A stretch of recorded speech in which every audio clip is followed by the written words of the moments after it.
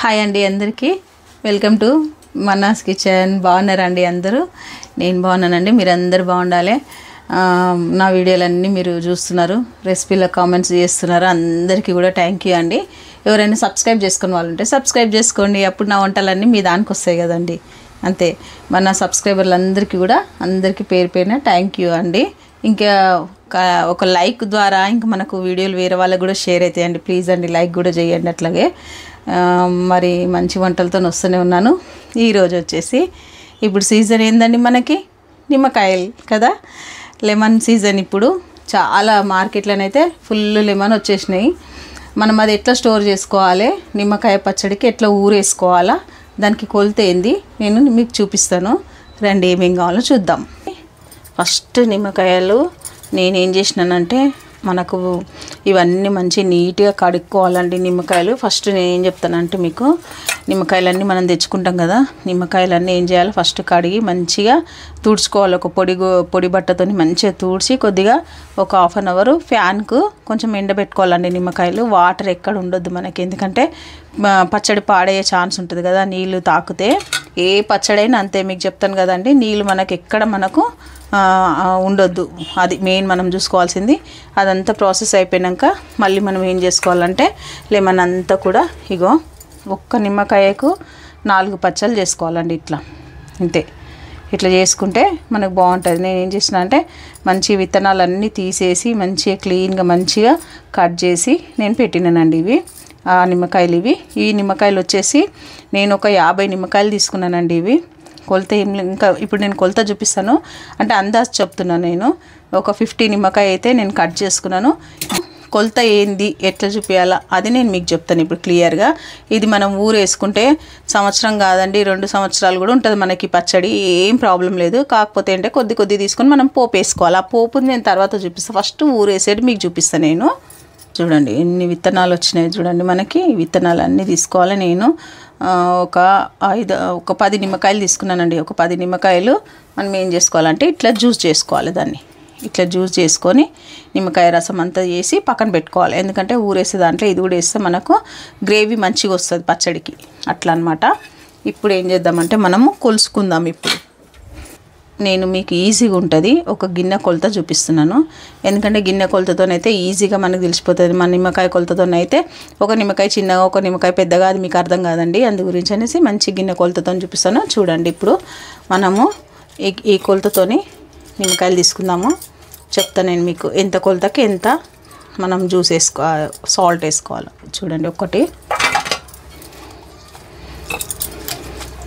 మంచిగా ఉంటుందండి. ఇది ఇట్లా కొలత మనకి ఈజీగా అర్థమైపోతుంది. ఫుల్గా వేసుకోండి. ఇదిగో 2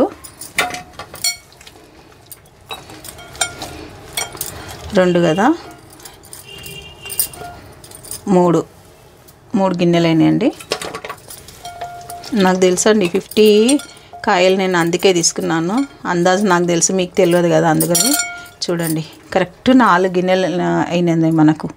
అంటే ఇది 50 నిమ్మకాయకి 4 గిన్నెల కొలత అయింది నాకు.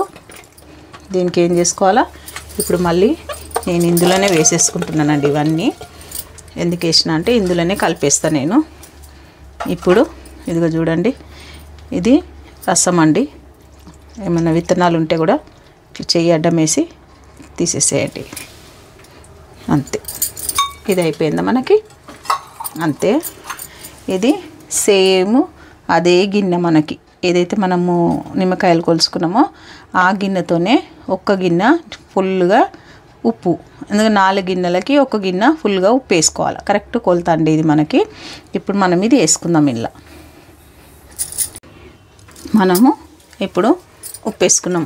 దీంట్లోనే సరిపడా 1 చెంచంతా పసుపు వేసుకుందాం. మనము ఎక్కువ అవసరం లేదు మనకి, 1 స్పూన్ వేసుకుంటే చాలు. ఇక చూడండి 1 చెంచా పసుపు అంతే. ఇదంతా ఏం చేయాలా, ముక్కలకు అంతా పట్టించుకోవాలి మనం. ఊరికనే ఊరుతుందండి మనకు.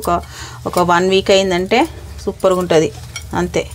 దీన్ని ఏం చేయాలి మనము మంచిగా ఇట్లా కలిపినాక రోజు ఒకసారి అండి జర మీరు ఒకసారి మంచిగా కిందికి పైకి మంచిగా సాల్ట్ అంతా కలిసిందా, జ్యూస్ అంతా కలిసిందా మంచి ఒకసారి రోజు ఒకసారి కలిపి పెట్టండి. ఎన్ని రోజులు కలుపుతారంటే ఒక 5 రోజులు కలపండి. అట్లా కలిపినాక మీరు ఏంలనన్నా ఒక గ్లాస్ బాటిల్నన్నా లేకపోతే పచ్చడి జార్లనన్నా మీరు ఎత్తి పెట్టుకోండి. దాంట్లో మీకు సంవత్సరం నిల్వ ఉంటుంది.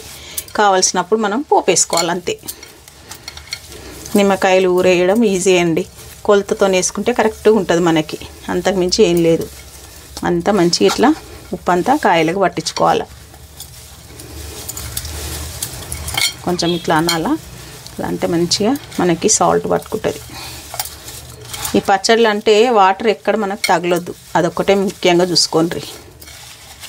అట్లా చూడండి. ఆ విత్తనాలు కూడా లేకుండా చూసుకోండి కొంచెం, ఎందుకంటే కొంచెం చేదు వస్తుంది విత్తనాల వల్ల మనకి. అట్లా అందుకే నేను నెమ్మదిగా అన్నీ కట్ చేసుకొని మీకు చూపించిన. చూసిరండి, అంతే. మనకి ఇట్లా మొత్తం మంచిగా అద్మి పెట్టాలి ఇట్లా, అప్పుడైతే మనకి మంచిగా ఉంటుంది పచ్చడి. రేపు మార్నింగ్ వరకు ఇది మూత పెట్టి పక్కన పెట్టుకోవాలి మనం.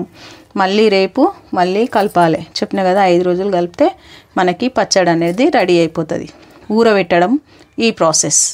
నేను ఇదంతా అయినాక నెక్స్ట్ వీడియోలో మీకు నేను పోపు చూపిస్తానండి. ఇది ఊరబెట్టడం ఎట్లనో ఇప్పుడు చూపించిన నేను. అది ఇట్లా మంచిగా మనము ఉప్పు పసుపు అన్నీ వేసి మంచిగా ఇట్లా పచ్చడిని ఊరేసుకోవాలండి. ఇక జ్యూస్ చూడండి ఎట్లా వస్తుంది మనకి. మనం నిమ్మకాయ రసం వేసినాం కదా, అందువల్లనే వస్తుంది. అది వేస్తే మనకి ఏమవుతుందంటే పచ్చడికి మనకు గ్రేవీ వస్తుంది. మనము ఎంత జ్యూస్ వేసుకుంటే అంత గ్రేవీ వస్తుంది. ఇప్పుడు 50 కాయలు కదండి ఇవి, ఒక 10 కాయలు నేను రసం వేసిన, మీరు కూడా అట్లనే వేయండి. కరెక్ట్ అవుతుంది మనకి. మంచి పోపు వేసుకుంటే సూపర్ అండ్ సూపర్ నిమ్మకాయ పచ్చడి రెడీ ఉంటుంది. ఒక్కటి మాత్రం గుర్తుపెట్టుకోండి, డైలీ 1 టైం 5 రోజులు కలపాలి. ఇది ఒక్కటి మాత్రం మీరు గుర్తుపెట్టుకోండి. 5 రోజుల తర్వాత మీరు ఒక గాజు సీసాలనన్నా ఎత్తుకోండి, లేదంటే పచ్చడి బర్నీ ఉంటుంది కదండి, దాంట్లో జాడీలు, దాంట్లోనన్నా ఎత్తుకోండి, ఇంట్లోనన్నా ఎత్తండి. స్టోరేజ్ మాత్రం తడి అంటకుండా చేయండి. అంతే కదండి. చూడండి ఎంత చక్కగా వచ్చింది కదా మనకు. అంతే. నేను నెక్స్ట్ వీడియోలో మళ్ళీ నేను పోపు ఎట్లా పెట్టాలో చూపిస్తాను మీకు నేను. అంతే. ఇప్పుడైతే ఇంతేనండి.